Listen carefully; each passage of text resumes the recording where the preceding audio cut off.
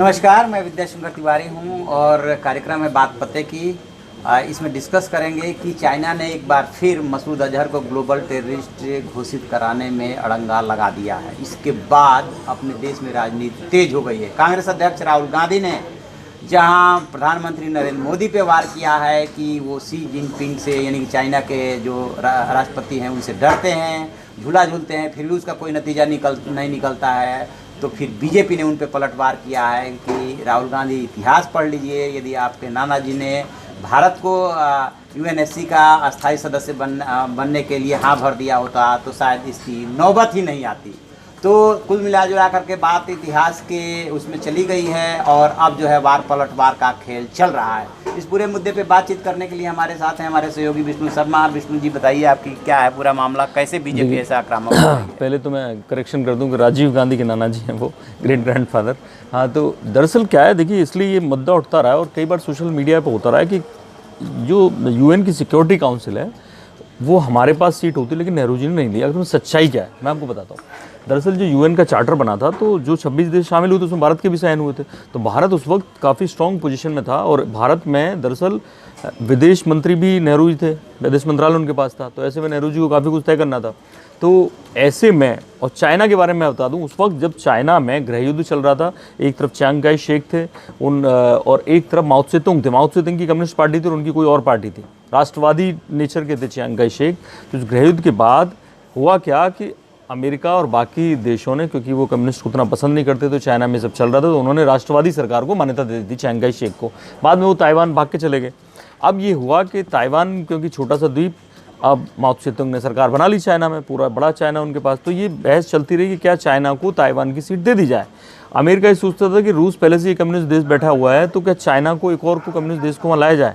ऐसे में हुआ क्या कि साउथ कोरिया और रूस ने बहिष्कार कर रखा था सिक्योरिटी काउंसिल का 8 महीने तक, कुछ वजह चल रही थी, और जिसके चलते अमेरिका जो चाह रहा था वो कर रहा था उसमें। तो ऐसे में मैं आपको बता दूं कि जो सिक्योरिटी काउंसिल थी उसमें प्रेसिडेंट का जो हमारा प्रतिनिधि थे BN राव, जो हमारे संविधान के सलाहकार हैं, BN राव उस वक्त सिक्योरिटी काउंसिल के प्रेसिडेंट भी थे। इतनी बड़ी पोस्ट पे एक आदमी इंडियन बैठा, ये बहुत लोगों को नहीं पता होगा। और ऐसे में जब उत्तर कोरिया के खिलाफ साउथ कोरिया को मदद करते हुए अमेरिका प्रस्ताव लेके आया था उस वक्त 50 में, तब इंडिया ने उसे सपोर्ट किया, क्योंकि वहाँ उत्तर कोरिया गलत था। ऐसे में अमेरिका को लगा कि चाइना की जगह क्यों ना भारत को लिया जाए। लेकिन नेहरू जी ने, जैसा कि बीजेपी ने अपनी वेबसाइट पे शेयर भी किया है, वो लेटर शेयर किया है नेहरू जी का, उन्होंने वक्तव्य दिया। उन्होंने कहा चीन एक महान देश है और उसको पहले आना चाहिए, और ये सारी बातें कही। मैं वो लेटर की ना लाइनें आपको अगर पढ़ के सुनाऊं कि उन्होंने क्या, नेहरू जी का वक्तव्य था, और वो बाकायदा 2 जगह जो सर्वपल्ली गोपाल जिन्होंने जीवनी लिखी थी नेहरू जी की, उन्होंने भी ये कंफर्म किया है। और इसमें लिख रहे हैं कि informally suggestions have been made by the United States that China should be taken into the United Nations but not in the Security Council। मतलब अमेरिका ने कहा है कि चाइना को यूनाइटेड नेशंस में ले लो लेकिन सिक्योरिटी काउंसिल में मत लो, and that India should take her place in the security council. India को उसकी जगह ले लो सिक्योरिटी काउंसिल में।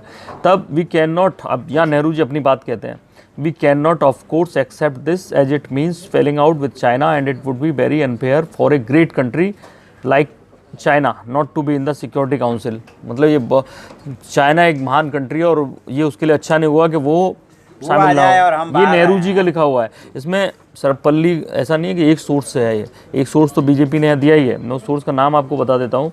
उन्होंने बाकायदा इसको पूरा सारी सोर्स दी है कि कैसे ये दिया है कि लेटर है 2 अगस्त 1955 का, और सोर्स दिया है letters for a nation from Jawaharlal Nehru to his chief ministers. वो चीफ मिनिस्टर्स को बताते थे कि हम क्या कर रहे हैं। ये उस वक्त का लेटर उन्होंने सबको भेजा था, तो वो लेटर है ये। उसके बाद वो आगे भी चीज़ें बता रहे हैं कि we have therefore made it clear to those who have suggested this we can not agree to this suggestion. आगे पूरी बात उन्होंने लिखी है। ऐसे में कुछ लेटर विजयलक्ष्मी पंडित के भी हैं, जो उनकी बहन थी वहाँ पे, और उन दोनों के बीच में भी इसको लेके हुआ। तो नेहरू जी सख्त खिलाफ थे। अच्छा, इसकी वजह क्या है? लोग नेहरू जी को मानते थे कि वो थोड़े से कहीं ना कहीं कम्युनिस्ट आइडियोलॉजी के, समाजवादी और ये सब क्लोज हैं। 27 में ब्रुसेल्स के जो ट्रेड यूनियन की कॉन्फ्रेंस में उस वक्त गए थे, उसके बाद ही माना जाने लगा था कि नेहरू जी उनके क्लोज हैं, वो उनसे बिगाड़ना नहीं चाहते, और वैसे भी वो गुटनिरपेक्ष नीति लेके चल रहे थे। अब उस वक्त तक तो सोवियत रूस इनके साथ नहीं था। मतलब इस मुद्दे पे सोवियत रूस आता है 55 में, ऐसा था, स्टालिन इधर राज कर रहे थे और इधर माओ त्से-तुंग थे, इनमें बहुत अच्छी दोस्ती थी, चाइना और रूस में बहुत अच्छी दोस्ती थी। 53 में स्टालिन की मौत हुई और उसके बाद माओ त्से-तुंग ने ये ऐलान करना शुरू कर दिया कि अब पूरे कम्युनिस्ट वर्ल्ड में एक अकेले वो नेता हैं। ये बात जो दो नेता थे रूस के, उस वक्त सोवियत रूस के, बुल्गानिन जो प्रीमियर थे और निकिता खुश्चेव जो कम्युनिस्ट पार्टी के सबसे बड़े नेता थे, वो ये बात पसंद नहीं करते थे कि माओ त्से-तुंग अपना इतना ज़्यादा होल्ड रखें। तो उन्होंने इसलिए चाइना को साइडलाइन करने के लिए एक बार बुल्गानिन खुद इंडिया आए और उन्होंने नेहरू जी के सामने ये प्रस्ताव रखा कि हम आपको चाइना की जगह सिक्योरिटी काउंसिल में ले लेते हैं। नेहरू जी ने फिर मना कर दिया कि अमेरिका और रूसिया दोनों चाहते हाँ, चाह रहे थे। अमेरिका 50 में चाह रहा था, 50 से 53 तक परस्यू किया इंडिया को, मना कर दिया। 55 में रूस की अपनी वजह थी, वजह ज़रूर अपनी थी। एक बात बताइए, कोई किसी वजह से हमें कोई इतनी बड़ी सौगात दे रहा है, इतनी बड़ी सौगात है वजह तो हर चीज के पीछे कोई हाँ, ना कोई होती ही है। इंटरनेशनल जो डिप्लोमेसी है वो ऐसी ही होती है, कोई करता है तो हमें मौका मिल रहा है। और आप महान आत्मा बन गए कि चीन एक महान देश है तो अपने आप शामिल हो जाए उसमें। आज ही का यदि संदर्भ ले, मसूद अजहर का ही ले, यदि अमेरिका भारत को इस तरह से फ्रांस और ब्रिटेन सपोर्ट कर रहे हैं, रसिया भी कम से कम हमारे मामले में तो न्यूट्रल ही है, सपोर्ट कर रहा है इस मामले में, तो अमेरिका की वजह चाहे जो हो, भारत के आज के डेट में वो सपोर्ट कर रहा है। बिल्कुल। तो यही कुछ इसी तरह की कुछ उस समय की परिस्थितियां रही होगी कि पहले अमेरिका ने कहा कि आप सिक्योरिटी काउंसिल के मेंबर बन जाए, फिर रसिया ने कहा, और हम दोनों बार जो है पीछे हटते रहे। उस वक्त के हालात नेहरू जी जो समझते होंगे, लेकिन आज ये है कि आज हम उसे वाकई में मिस कर रहे हैं कि अगर ऐसा होता तो शायद कुछ चीज़ें हमारे 5-6 जो ताकतवर देश हैं, रसिया तो ये भी चाहता था कि 5 बने रहे, 6ठा भारत हो जाए। तो उस वक्त ये भी आसान था 50 के दौर में तो कि जो तय करना था वो महासभा को ही तय करना था। अब काफ़ी कुछ चीज़ें बदल चुकी हैं। तो ऐसे में वो चीज़ जो आज हमारे लिए, हम हर बार कोशिश करते हैं कि सिक्योरिटी काउंसिल में G4 बनाया है, ब्राज़ील, जापान, इंडिया और एक और कोई कंट्री है, इन सब ने मिलके कि कैसे भी इन सबको सिक्योरिटी काउंसिल की परमानेंट मेंबरशिप दी जाए।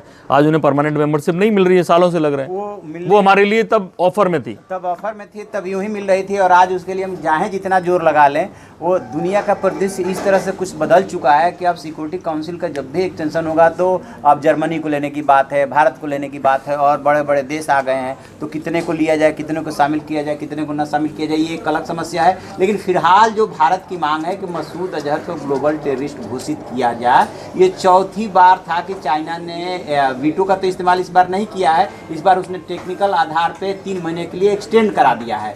और बताते ये हैं कि जो प्रोसीजर है वहाँ का, वो 3-3 माह का 3 बार का एक्सटेंशन हो सकता है, यानी कि 9 महीने तक वो इस बात को इस प्रस्ताव को टलवा सकता है कि हमें और सबूत की ज़रूरत है, स्टडी करने की ज़रूरत है, वगैरह वगैरह।